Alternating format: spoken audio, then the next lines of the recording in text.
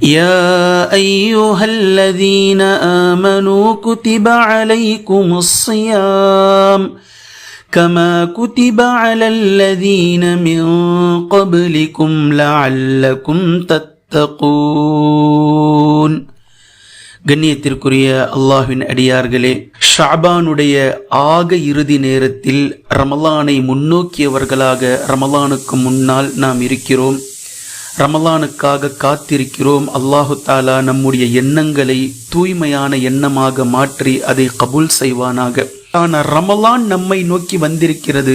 முதலில் நாம் ரமலானுக்காக என்ன தயார் நிலையில் இருக்கிறோம் என்பதை நம்மை நாம் இன்று சரி செய்து கொள்ள வேண்டும். பற்றி உணவு தயாரிப்பு, உடை தயாரிப்பு, என்னவெல்லாம் இந்த உலகம் இருக்கின்றதோ இந்த உலகத்தினுடைய தயாரிப்பில் மக்கள் இருப்பதை நாம் பார்க்கிறோம். இங்கு நாம் சொல்வது சில நபர்களுடைய வேடிக்கையான விஷயம்.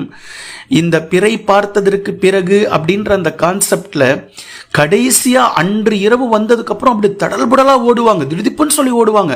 நான் நாளன்னைக்கு நோன்பு இருக்கும்னு சொல்லி நினைச்சேன், நான் சஹருக்கு எதுவுமே பண்ணல, சஹருக்கு எதுவுமே செய்யல, அரிசியும் ஊற போடல, நான் எப்படியும் வேலைக்கிழமை இருக்கும்னு தான் நினைச்சேன், நான் வெள்ளிக்கிழமை இருக்கும்னு தான் நினைச்சேன். ஏன் இவ்வளவு படபடப்பு, ஏன் இவ்வளவு விஷயங்கள்?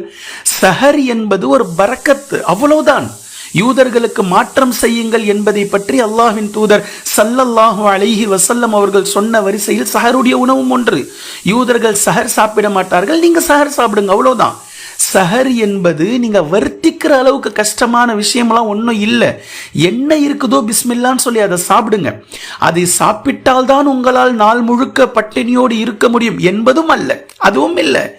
எத்தனையோ வாழ்நாளுடைய நாட்களில் நீங்கள் மதிய உணவு இல்லாமல், இரவு உணவு இல்லாமல் எல்லாருக்குமே கடந்திருக்கு. அப்போ நோன்பு என்பது, உணவு என்பது மேலோட்டமான சட்டமே தவிர தயார்படுத்துதல் என்பது உங்களுடைய உள்ளத்தை தயார்படுத்துங்கள், உங்களுடைய உணர்வை தயார்படுத்துங்கள். எதை தயார்படுத்தணும் தெரியுமா? நான் சொல்றேன். எதை தயார்படுத்தணும்? இந்த மொபைலை வைத்து என்னவெல்லாம் கெட்ட வேலைகளை நாம் செய்தோமோ இன்று முதல் இன்ஷா அல்லாஹ் இதுல நம்ம போகக்கூடாது.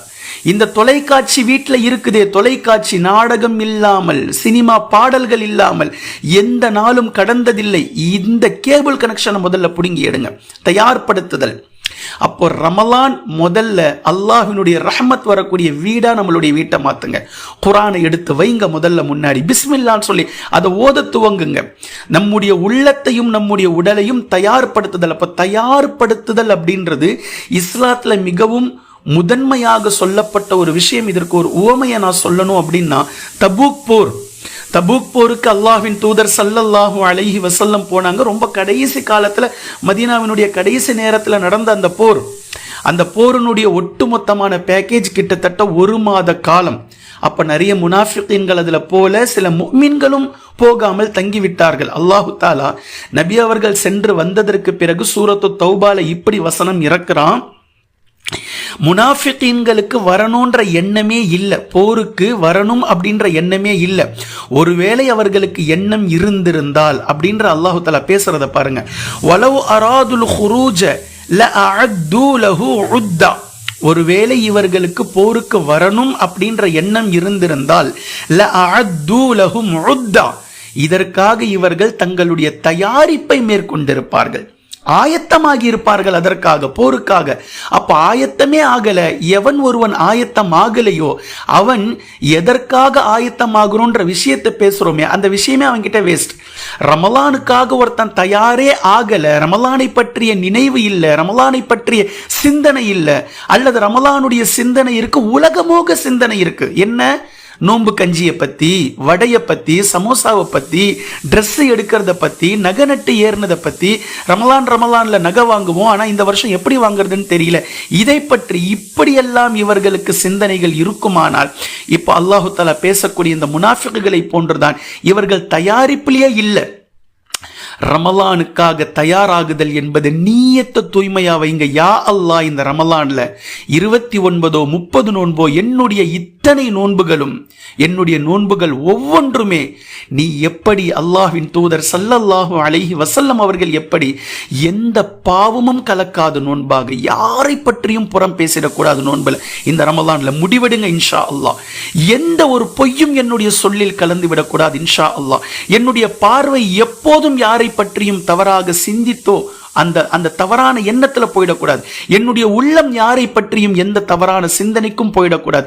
என்னுடைய உள்ளத்தில் யோசித்தால் சிந்தித்தால் அது குர்ஆனை பற்றி, அல்லாஹ்வை பற்றி, ஹதீஸை பற்றி.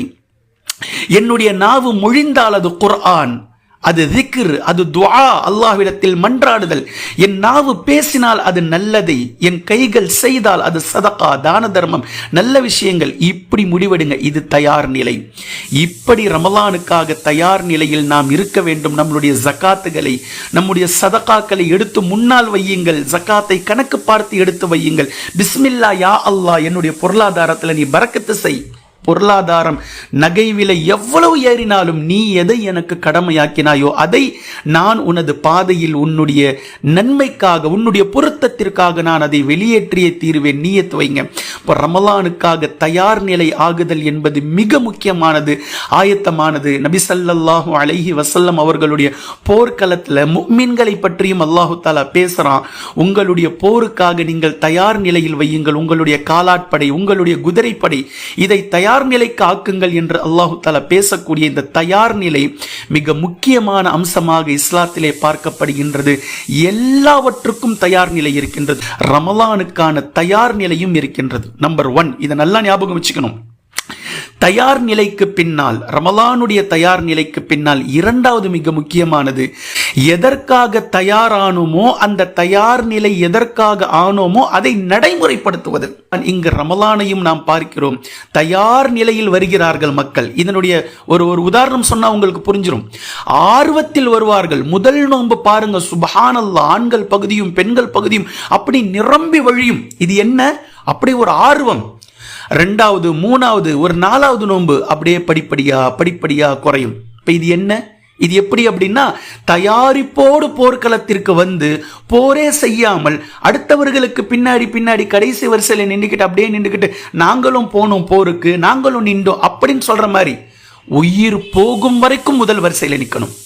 உயிர் போகும் வரைக்கும், எதிரிகளுடைய உயிரை எடுக்கும் வரைக்கும் எதிர்க்க முதல் வரிசையில் நிற்கணும். இங்கு நம்முடைய எதிரி ஷைத்தான். அவனை நாம் துண்டாடும் வரைக்கும் நாம் அங்கேயே நிற்கணும். போர்க்களத்தில் கடைசி வரைக்கும் முதல் நாள் நமக்கு வரக்கூடிய ஆர்வம் கால் பகுதியிலையும் இருக்கணும், நடுமத்திலையும் இருக்கணும், முக்கால்வாசிலையும் இருக்கணும், கடைசி வரைக்கும் இருக்கணும்.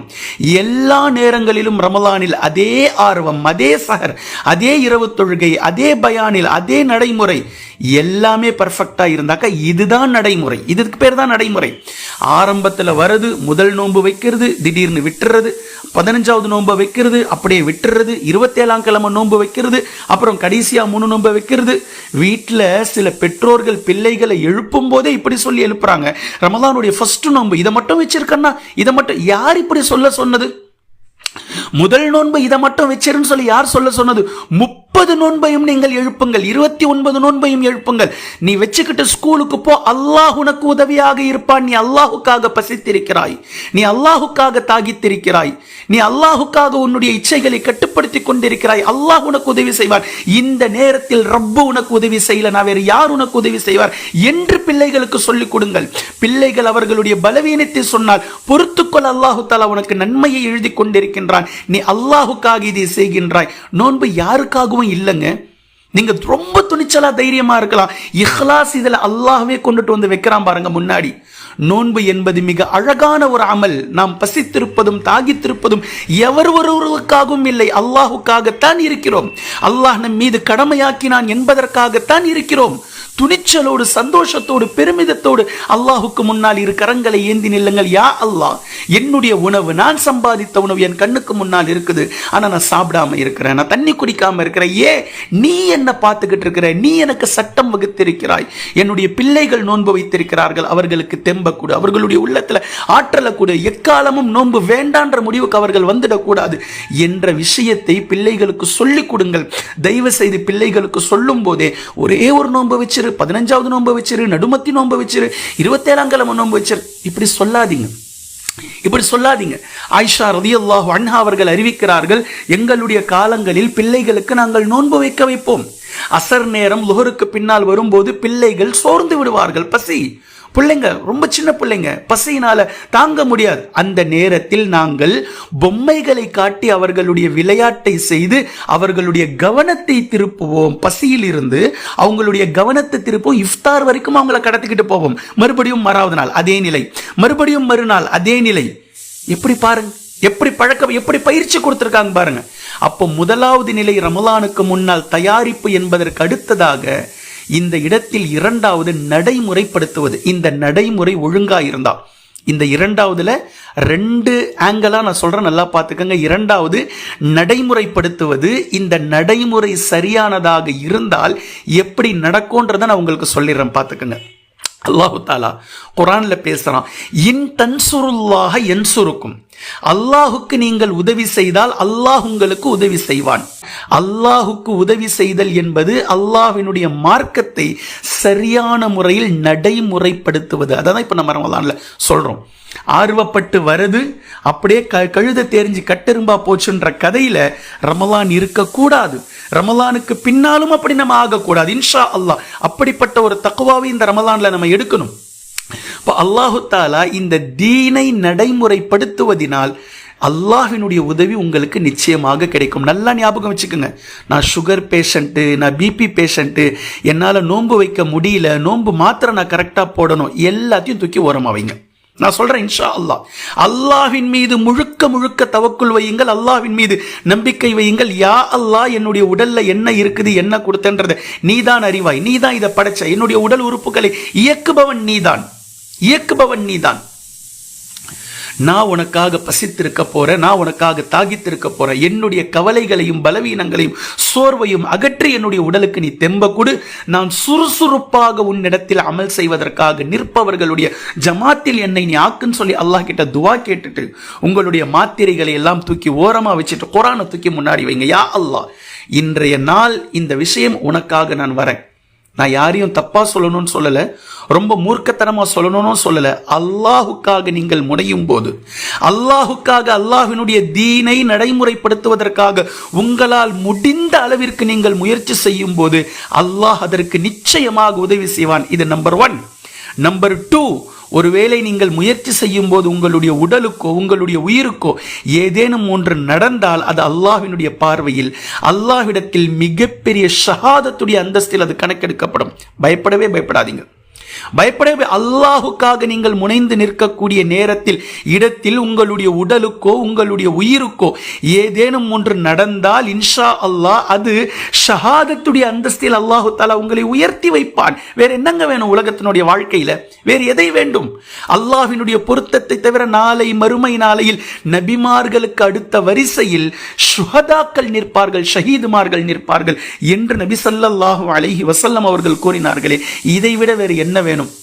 இப்ப கண்ணியத்திற்குரிய அல்லாஹ்வின் அடியார்களே, நல்லா ஞாபகம் வச்சுக்கோங்க. அல்லாஹு தஆலா குர்ஆன்ல பேசுறான், நடைமுறை நீங்கள் படுத்தினால், இந்த தீன்ல அல்லாஹுக்கு நீங்கள் உதவி செய்தால், அல்லாஹ் எந்த தீனை தீனாக இறக்கி இருக்கின்றானோ அது போன்று அந்த தீனை நீங்கள் நடைமுறைப்படுத்தினால் அதற்கு அல்லாஹு தஆலா உதவி செய்வான். இன்னொரு இடத்துல அல்லாஹு தஆலா இப்படி பேசுறான், இ யன்சுருக்குமுல்லாஹு ஃபலா காலிப லக்கும். எவ்வளவு அழகான வாக்கியம் பாருங்க. அல்லாஹ் உங்களுக்கு உதவி செய்து விட்டால் உங்களை மிகைப்பவர்கள் எவரும் இல்லை. உங்களை யாராலும் மிகைக்க முடியாது. அல்லாஹ் உத்தரவாதம் தரான், இதை நம்புங்க. அல்லாஹ்வினுடைய வார்த்தை. அல்லாஹ் உங்களுக்கு உதவி செய்து விட்டால் ஃபலா காலிப லக்கும், உங்களை மிகைப்பவர்கள் யாரும் இல்லை. உலகமே திரண்டு வந்தாலும் உங்களை ஒன்றும் பண்ண முடியாது. அதே நேரத்தில் வஇயஹ்துல்கும், அல்லாஹ் உங்களை தாழ்த்தி விட்டால், அல்லாஹ் உங்களை விட்டு விட்டால், அல்லாஹ் உங்களை விட்டுட்டான் அப்படின்னா ஃபமன் தல்லதி யன்சுருக்கும் மின் பஅதி, அல்லாஹுக்கு பின்னால் உங்களுக்கு உதவி செய்பவர்கள் யார் அப்படின்ற கேள்வியை அல்லாஹு தஆலா எழுப்புறான்.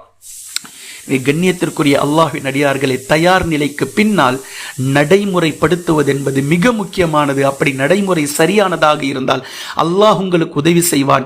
அல்லாஹ்வின் தூதர் ஸல்லல்லாஹு அலைஹி வஸல்லம் அவர்கள் ஒரு நாள் ஒரு பயணத்தில் இருக்கிறாங்க. ஒட்டகத்தின் மீது அமர்ந்திருக்கிறார்கள். நபி அவர்களுக்கு பின்னால் இப்னு அப்பாஸ் ரலியல்லாஹு அன்ஹுமா சின்ன பிள்ளையா உட்கார்ந்துட்டு இருக்கிறாங்க. 8-9 வயசு இருக்கும் இப்னு அப்பாஸ் ரலியல்லாஹு அன்ஹுமா அவர்களுக்கு. அப்ப நபி ஸல்லல்லாஹு அலைஹி வஸல்லம் அவர்கள் எவ்வளவு அழகான உபதேசம் செய்றாங்க தெரியுமா? யா குலாம், தம்பி, அப்படின்னு சொல்லி அழைச்சிட்டு அல்லாஹ்வை நீ பாதுகாத்துக்கொள், அல்லாஹ் உன்னை பாதுகாப்பான் அப்படின்னு சொல்றாங்க. அல்லாஹ்வை இப்னு அப்பாஸ் ரலியல்லாஹு அன்ஹுமா பாதுகாக்க முடியுமா? அல்லாஹ்வை நீ பாதுகாத்துக்கொள் அப்படின்னு பேசுறாங்க. அல்லாஹ்வை பாதுகாக்கிறதுனா என்ன? அல்லாஹ்வினுடைய தீனை, அல்லாஹ்வினுடைய மார்க்கத்தை, அல்லாஹ் என்ன நடைமுறை தந்திருக்கின்றானோ வாழ்வியல் நெறிமுறையை, இதை நீ பாதுகாத்தால் அல்லாஹ் உன்னை பாதுகாப்பான். அதே மாதிரி அடுத்த வரியில நபி ஸல்லல்லாஹு அலைஹி வஸல்லம் சொல்றாங்க, இந்த மார்க்கத்திற்காக நீ முனைந்தால் அல்லாஹ்வை நீ காண்பாய் அப்படின்ட்டாங்க. அல்லாஹ்வை நீ பார்ப்பாய். என்ன பொருள்? அல்லாஹ்வினுடைய உதவியை நீ கண்கூடாக பார்ப்பாய். அல்லாஹ்வினுடைய உதவியை நீ கண்கூடாக பார்ப்பாய். இந்த மார்க்கத்திற்காக நீ முனைந்தால், மார்க்கத்தில் இருக்கும்படி நடக்க வேண்டும் என்று நீ முனைந்தால், இன்று ரமலானுடைய மாதம் நம்மால் முடிந்த அளவிற்கு எத்தனை நோயாளிகள், எத்தனை பலவீனர்கள், எத்தனை பேஷண்ட், அல்லாஹுக்காக முனையுங்கள். உங்களுடைய உள்ளத்தையும் உடலையும் அல்லாஹுக்காக நீங்கள் தயார்படுத்துங்கள். அதை நடைமுறைப்படுத்துங்கள். முதலில் தயார், நடைமுறைப்படுத்துவது, இந்த இரண்டையும் நீங்கள் கொண்டு வந்தால் அல்லாஹ்வினுடைய உதவியை இன்ஷா அல்லாஹ் நிச்சயமாக நீங்கள் காண்பீர்கள். அல்லாஹ்வினுடைய அந்த உதவியை கண்கூடாக நீங்கள் பார்ப்பீர்கள். அல்லாஹ் உங்களை பாதுகாப்பான், அல்லாஹ் நம்மை பாதுகாப்பான்.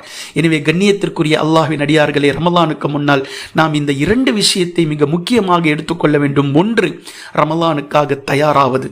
இரண்டாவது, எதற்காக தயாரானோமோ அதை நடைமுறைப்படுத்துவது. எப்படி? கடைசி நாள் வரைக்கும் நடைமுறைப்படுத்துவது. கடைசி நாள் வரைக்கும் நடைமுறைப்படுத்துவது. இப்படி நடைமுறைப்படுத்தினால் நிச்சயமாக அல்லாஹ்வினுடைய உதவியை கண்கூடாக நாம் பார்ப்போம். அல்லாஹ்வினுடைய பாதுகாப்பை கண்கூடாக நாம் பெறுவோம். அல்லாஹ் நம்மோடு இருக்கின்றான் என்பதை இன்ஷா அல்லாஹ் நாம் உணர்வோம். இப்படிப்பட்ட நிலையில் அல்லாஹ் நம்மை ஆக்குவானாக. ரமலானுக்கு முன்னால் அநேக விஷயங்களை தெரிந்து கொள்ள வேண்டிய அந்த பட்டியலில் இந்த இரண்டையும் நீங்கள் சேர்த்து கொள்ளுங்கள். அல்லாஹ் போதுமானவன். குர்ஆனையும் ஹதீஸையும் தெளிவாக விளங்கக்கூடிய நன்மக்களாகவும் அதை நடைமுறைப்படுத்தக்கூடிய மக்களாகவும் அல்லாஹ் நம்மை ஆக்குவானாக. சுப்ஹானக்கல்லாஹும்ம பிஹம்திக அஷ்ஹது அல்லா இலாஹ இல்லா அன்த அஸ்தக்ஃபிருக வ அதூபு இலைக்.